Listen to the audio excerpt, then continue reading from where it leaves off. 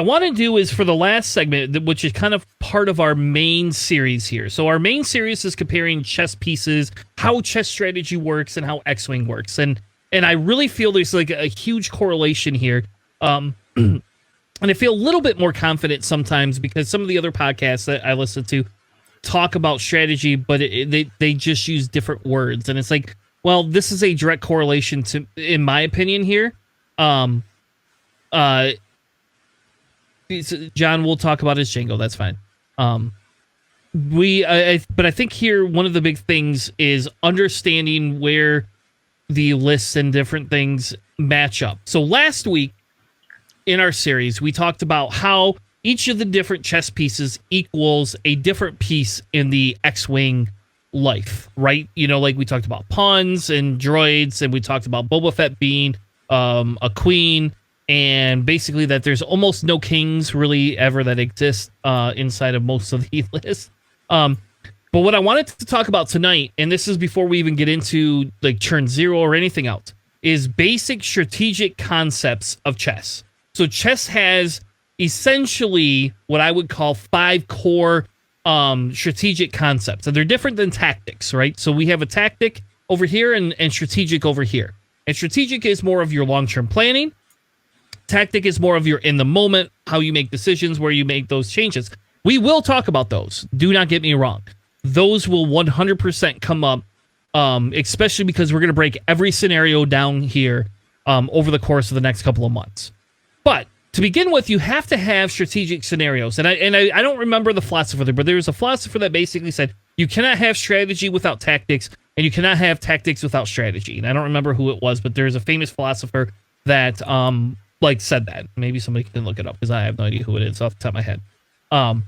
And the idea here is in chess, the strategy is your material count, piece activity, your pawn structure, the spacing that it provides, and then king safety.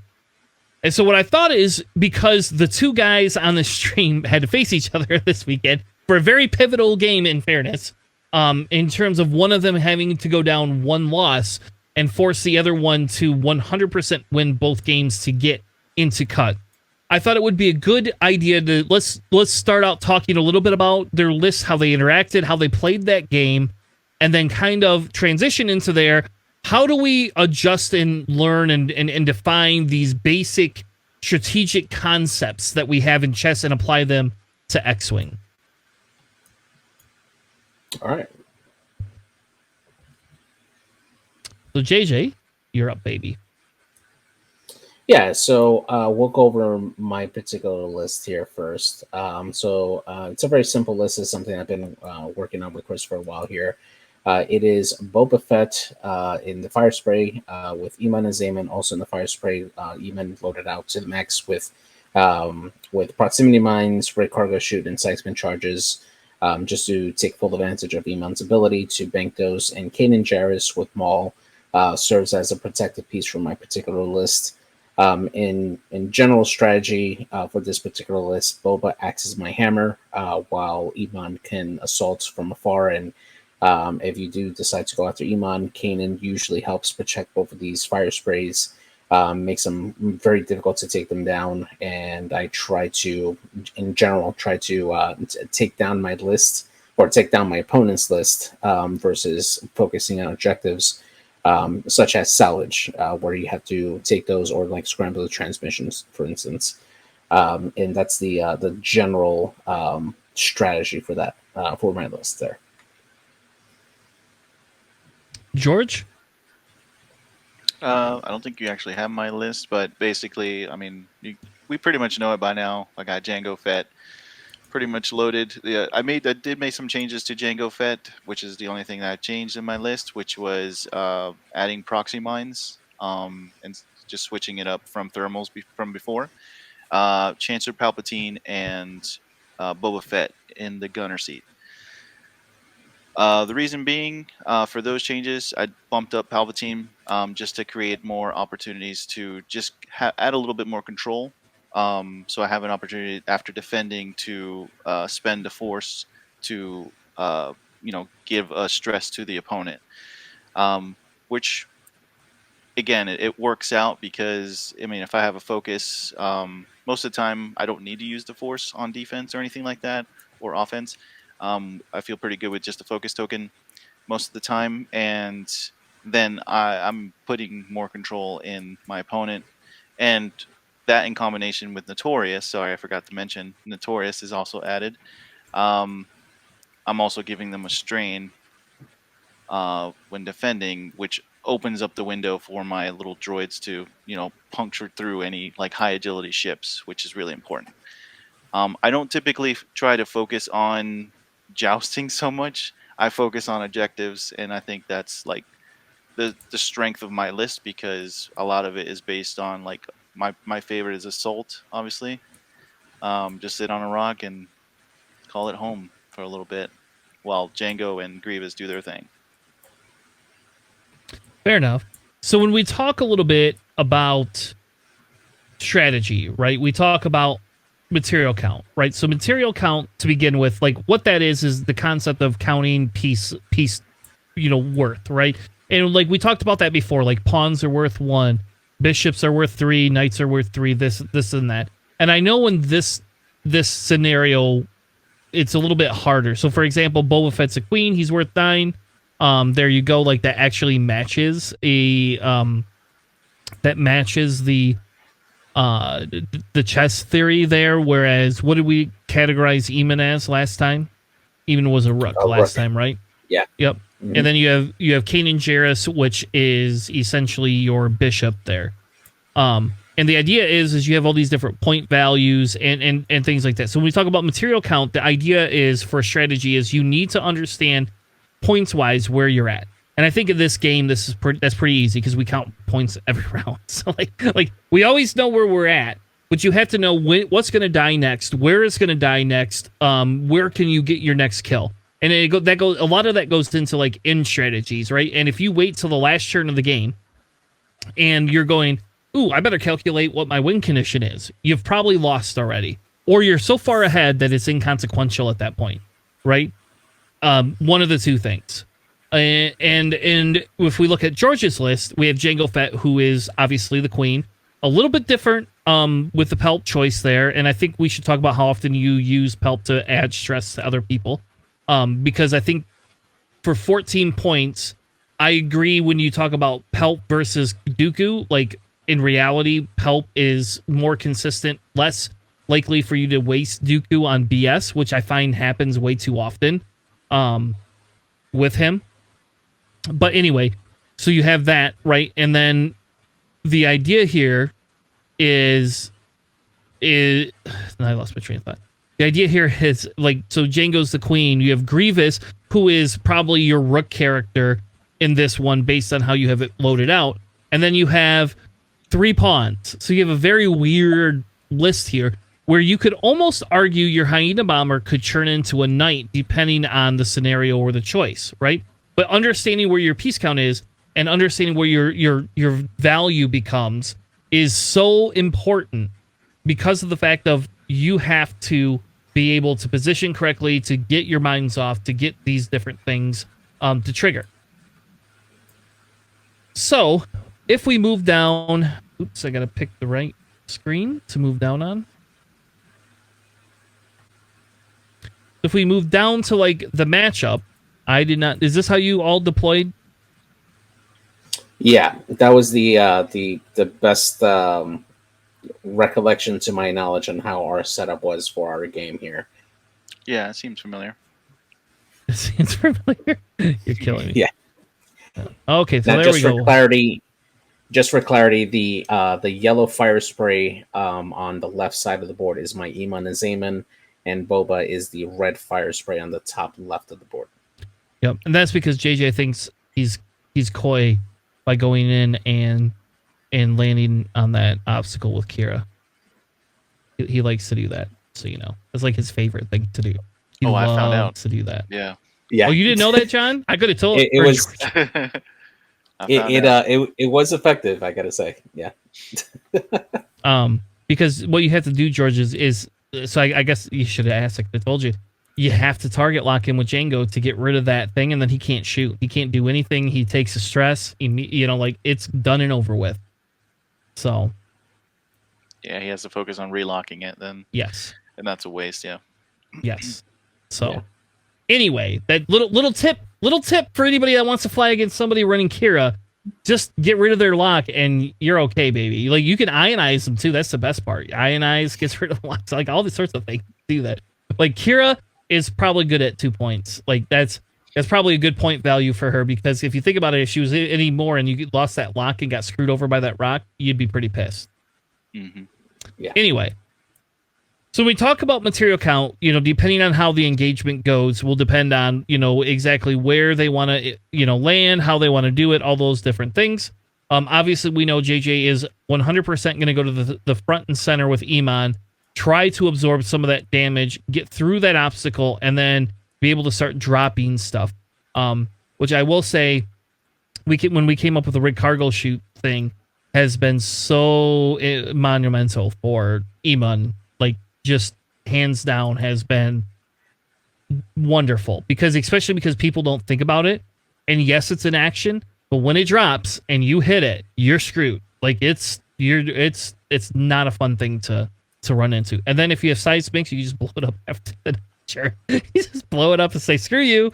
I'm gonna one bank with Ema and hope I keep you on that obstacle and drop a seismic and say Merry Christmas. Yeah, that pretty much happened right on the money, actually. Yeah, it's almost like I've flown that list before. So let's kind of like walk through how our game started here. So part of my thought process, right, when I'm evaluating my opponent's list, is trying to identify what's the most important piece in his list. So for me, when I'm taking a look at George's list and I see the way that he's set up here, my main concern is going to be Django Fett, since that is going to be his end game piece, which can potentially eliminate any one of my ships at a higher initiative, and can withstand a lot of attacks. The other part I was worried about is his General Grievous, which acts more as that bishop piece, that if I ignore it, it can hit me pretty hard, especially without maneuver. So those are the two main pieces I wanted to contend with. At the same time, while I do want to concentrate as much as my firepower there, his pawn pieces are also very good objective grabbers. And in this particular scenario that we were playing was salvage mission. So his drones are very, very good at just going up and grabbing the objectives. And I either have to spend my time trying to chase them down and have them drop their crates, or I can try to go after his bigger pieces and hope that I can take him down in time. So his setup here definitely has me working to try to make a decision how I'm going to go. So the very first turn, I have to commit to either going after his big ships or try to concentrate on his objective grabbers and try to see if I can take them down as quickly as I can. George, what about you? Well, I wasn't quite sure how to approach your list. I would be happy with taking either of your fire sprays down in this case. So my focus on this was generally just to draw you into Django. So I wanted Django to be the primary target. So that's why I put him where I did, hoping that I can draw the fire from Boba Fett mostly. I was just trying to draw in Boba Fett so that Grievous could do his thing. But then when you placed Boba Fett where you did, because obviously I placed Grievous first, you placed Boba Fett there at the end. Then that's why you forced me to put Django where I did. So that's the reasoning for my positioning there, because usually I do kind of like the opposite, put one Grievous on one end, Django on the other end. But yeah, I wasn't having it on this one. I needed Django to be the wall, so to speak, to tank some of the hits. And yeah, that's basically my thing. I was just, part of my strategy was go after whoever you gave me first, whoever was juicy, because I have fallen into that trap of going after Kanan first. and that hasn't gone well for me. So Yeah. I was Kanan I is was very just be tough to like, take down. yeah, I was just gonna stick with whoever you gave me first was my focus target, basically. Yeah, absolutely. And then the first round, we were kind of like testing each other a little bit. My plan from the get go was, since you had left Grievous on the edge there, kind of far away. You were at about distance to or range two from Django Fett. My initial thought was that you would attempt to try to come in as a feint towards the center, so that way you can draw me close to Django. So I aggressively dialed in Boba Fett to go in under four straight, and then I boosted towards Django, knowing that I had enough space to still come back to the outside. If you decided to come back in with Grievous, and you basically set up your droids to make sure that they got at least two objectives on the first turn that I was able to, or that you're able to, and start threatening the rest of my list. After I moved up Iman towards the center of the board, did your assessment change on how you wanted to approach my list after there? Um, well, yeah, obviously because by then you did read the feint well on that. Um, so right off the bat, yes, knowing that I had the numbers, I did go after the objectives first. That was my priority, was just pick up boxes and get that timer going. So put some pressure on you on the game.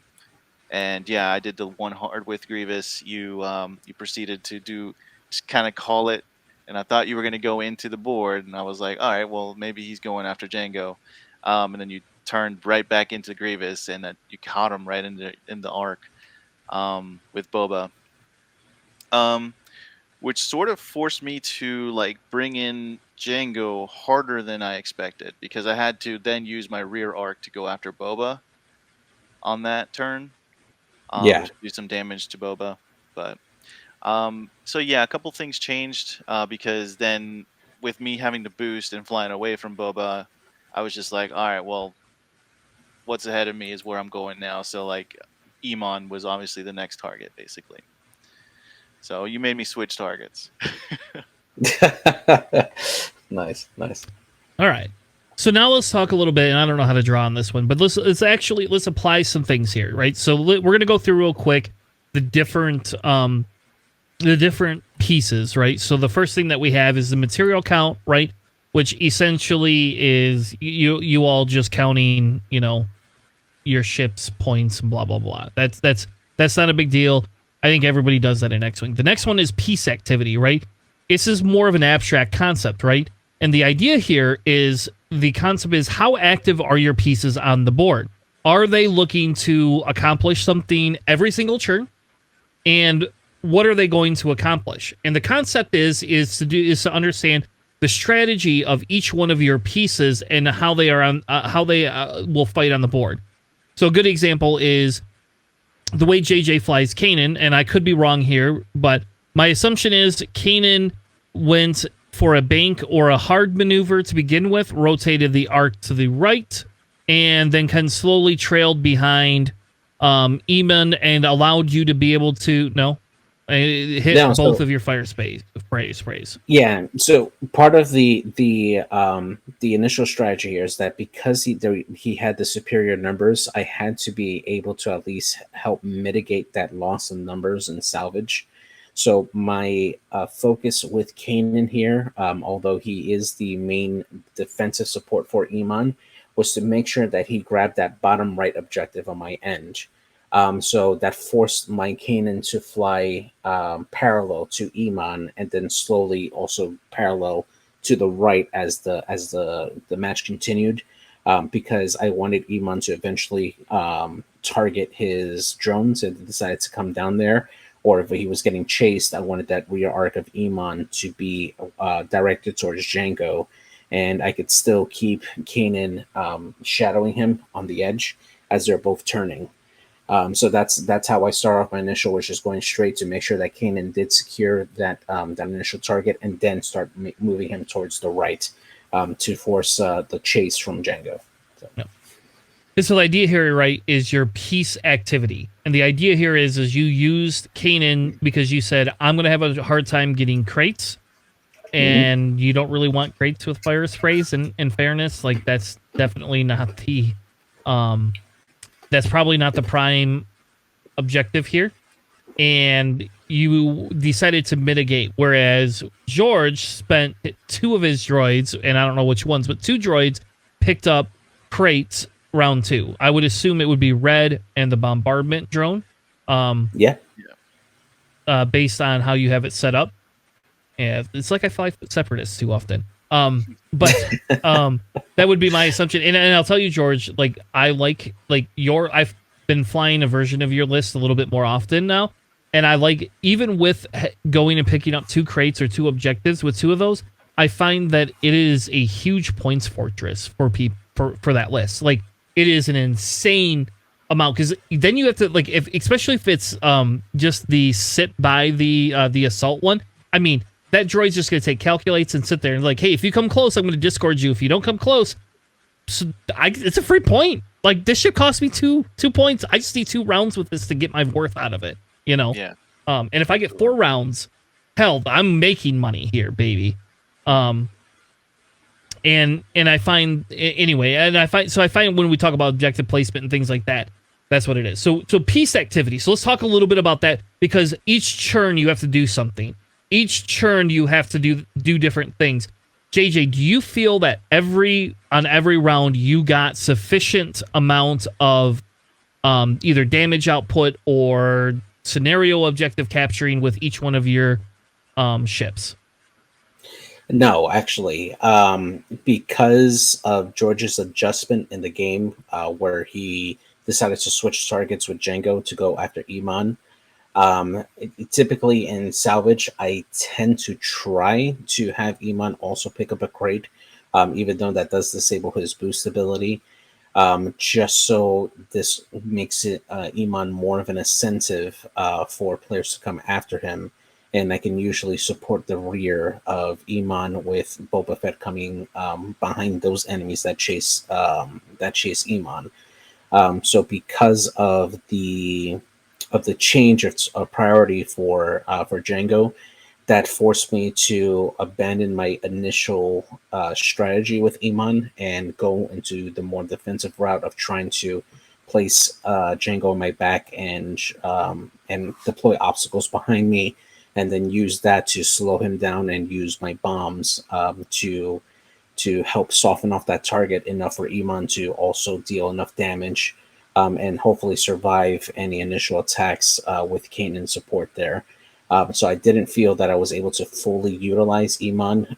Those scenario objective points actually made the difference in the end of the game because I wasn't able to keep up with the objective race. And had I had that extra objective available, then I think that it would have made a difference in this matchup. George, how about you? Do you feel you were able to be active on every churn and get value out of your pieces every churn? Yeah, the 2 droids that picked up the objective right away, they definitely got use. Because I believe the bomber was the one that kept it throughout the whole game, so Yep. he most definitely, Hmm. came through. Um, the little droid blew up eventually, but he got me enough. He lived through like 2 rounds with the objective, I think.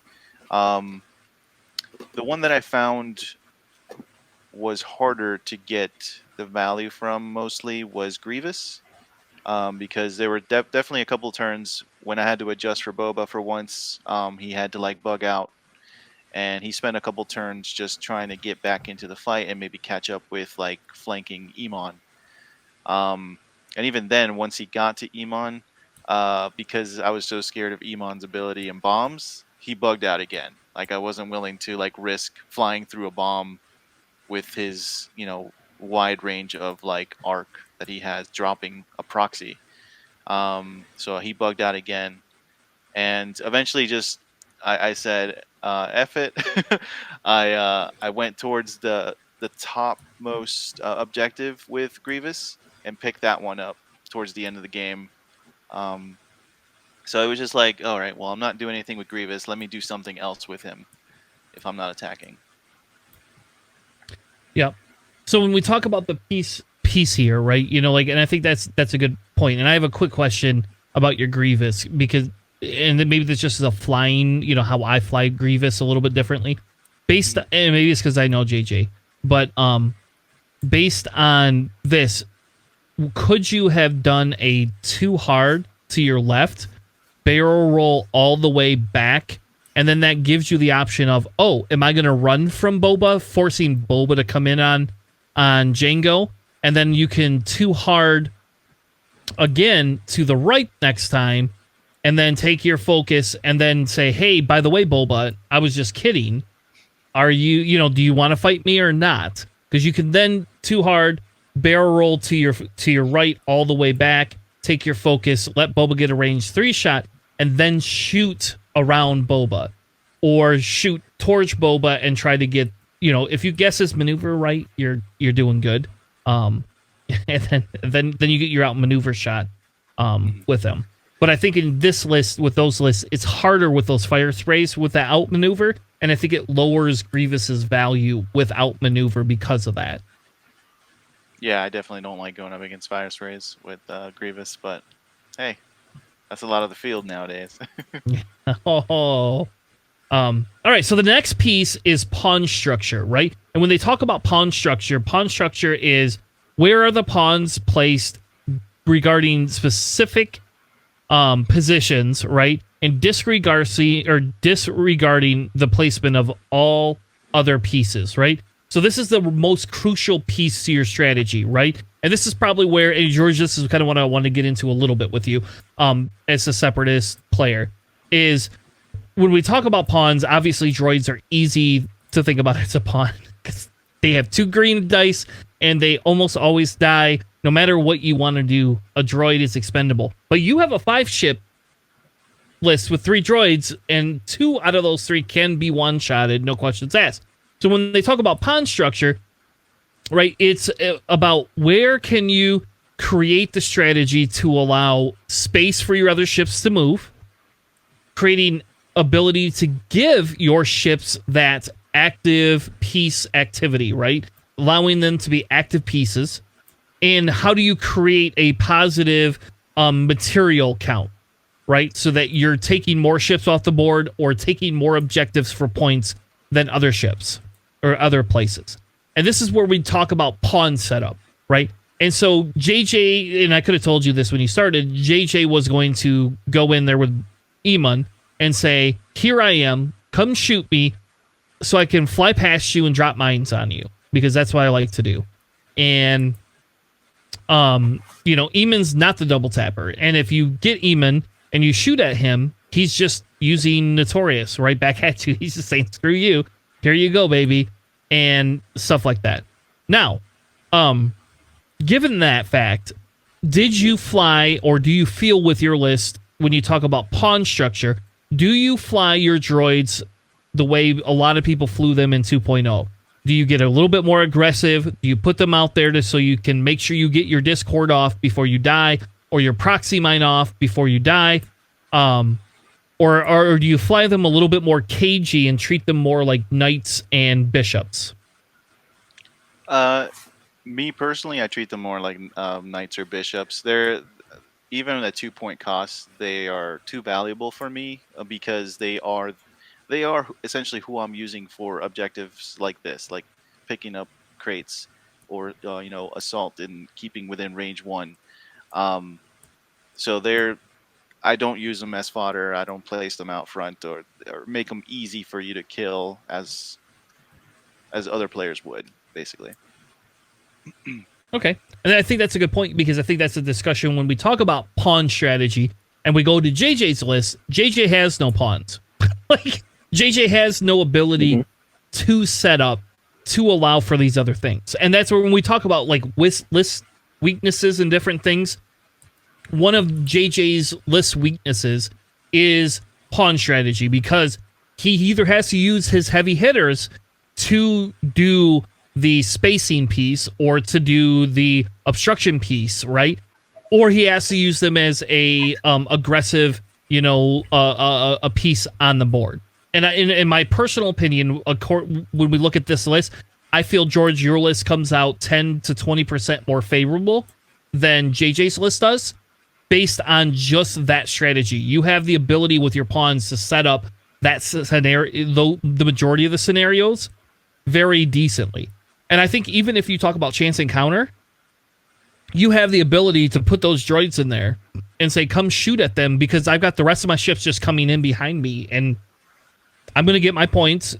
You can try to kill me, but I'm going to just shoot you back, and it kind of creates the draw to that center piece on that board.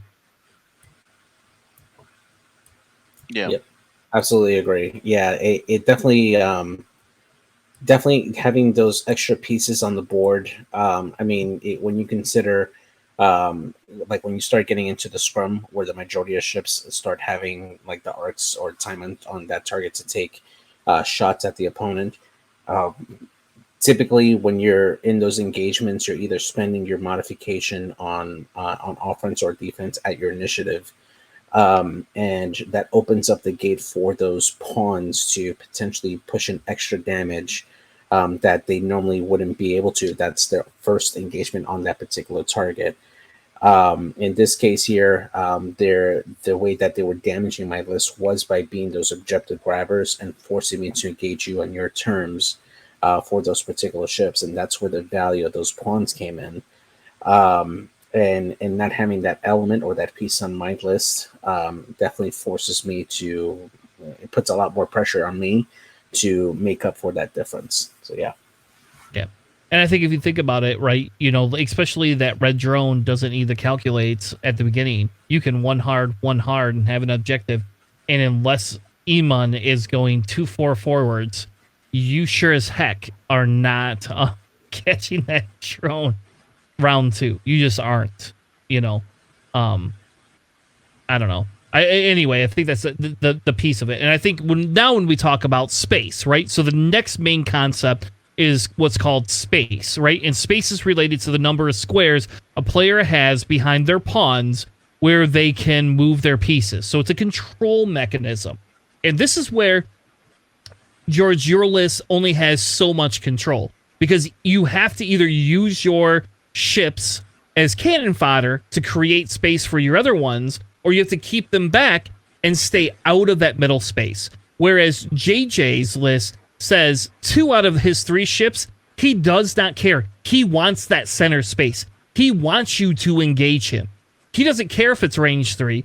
He wants that engagement. So JJ being able to go in there, sit on a rock for one turn like a droid, somehow, I don't even know how that's possible, right? So, crazy to me. Yeah. The mechanics of Kira just befuddle me by all extent. Anyway, because she doesn't do that in any of the movies. I'm sorry. All right, we're going to keep moving.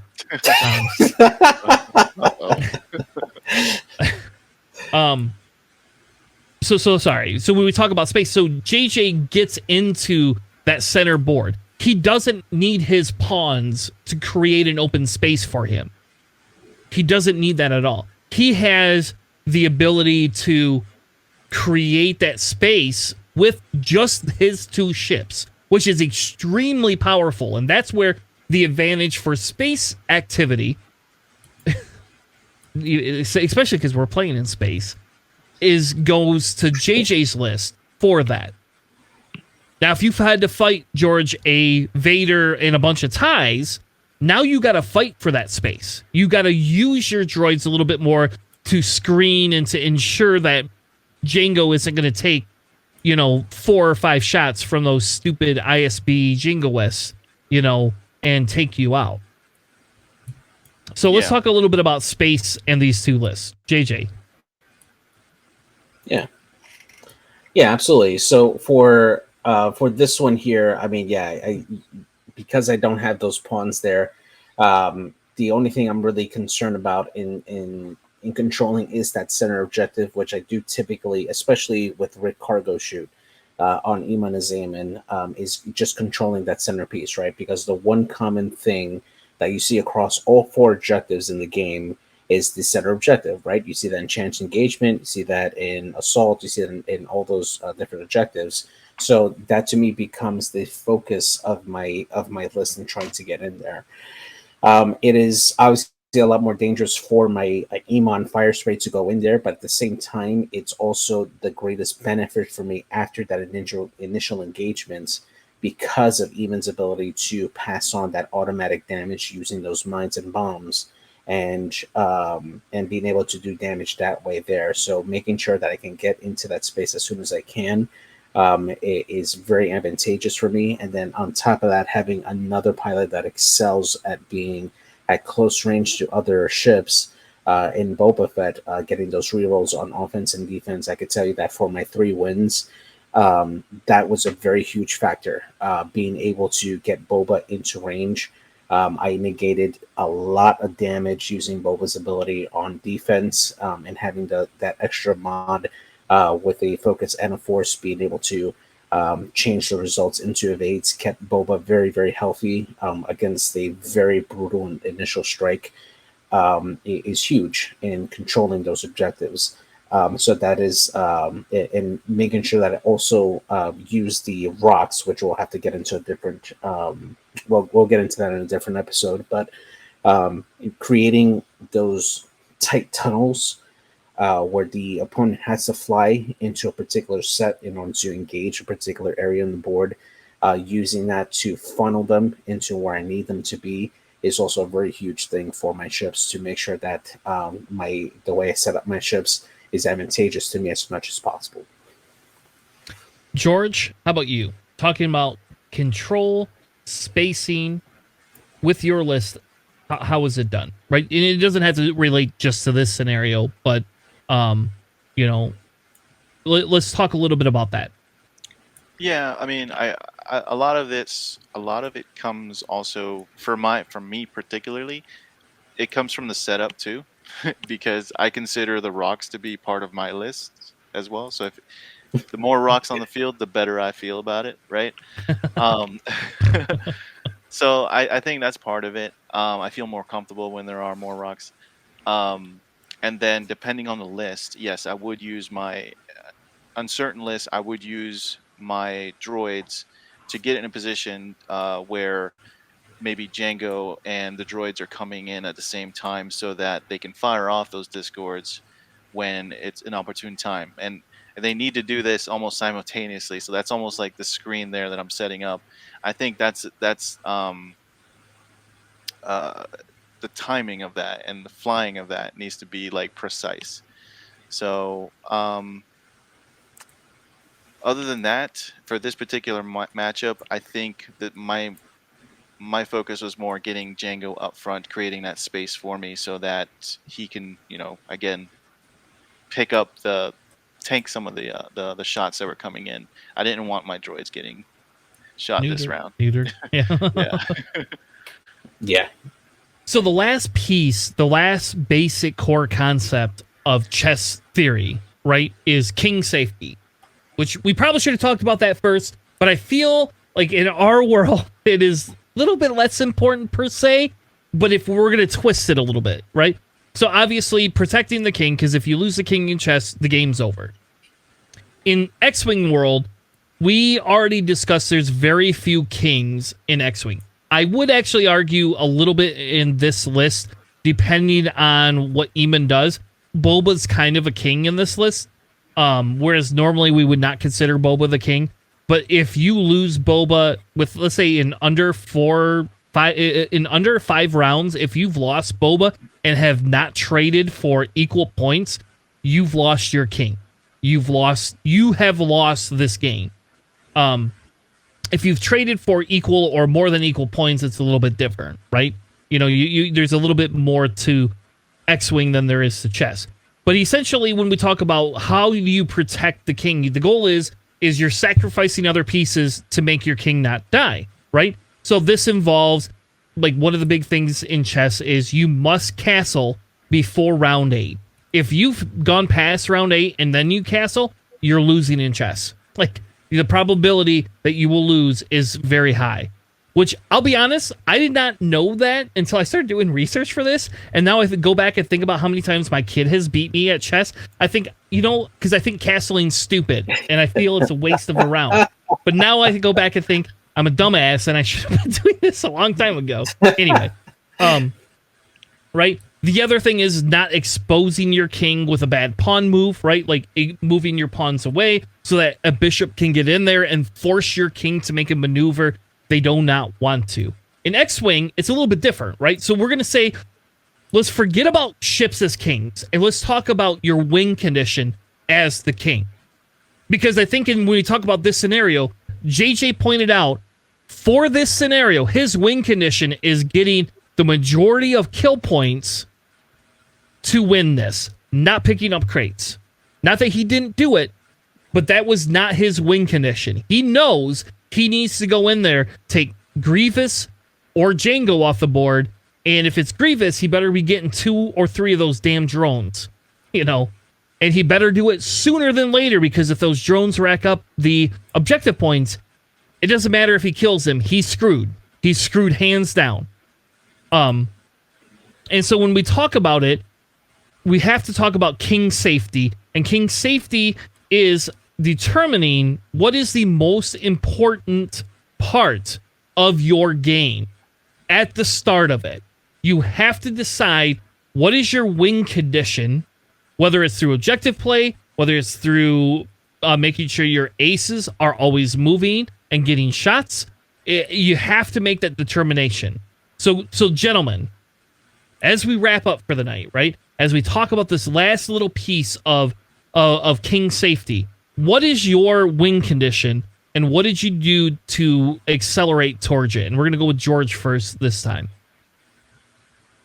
I mean, my win condition was pretty obvious. Having the numbers and getting the crates to build up enough points throughout the rounds, that my lead was just too much to catch up. Even if like I lost a Grievous or in our game, I did end up losing Django. That still, with the amount of points that I got, I was still not comfortably in the lead, but in the lead still. The pressure was still on my opponent. So, can I ask a question? Yeah. Did you lose Django because you spent the force too often on giving people stress? I'm sorry. No. No, Not at all, actually. I lost Django to a veteran tail gunner Boba. That's what I lost Django to. Oof. Yeah. yeah, That's JJ's signature move. There you go. it really is, man. And I couldn't get behind. I was trying to get behind a rock, and I just didn't get it at all. Yeah. And you were trying to get the obstruction too, and it was just unobstructed too at range 2, which was tough, man. But for me, my win condition was taking out his Django. Taking out his Django essentially takes away that guard piece from his lower drones, which at that point, even if Grievous is coming at me at initiative 4 to threaten my Boba Fett, I can actually use that to my advantage to still engage his drones with Boba. And if Grievous is coming from behind me, that allows me to set up a rear arc shot onto Grievous from there.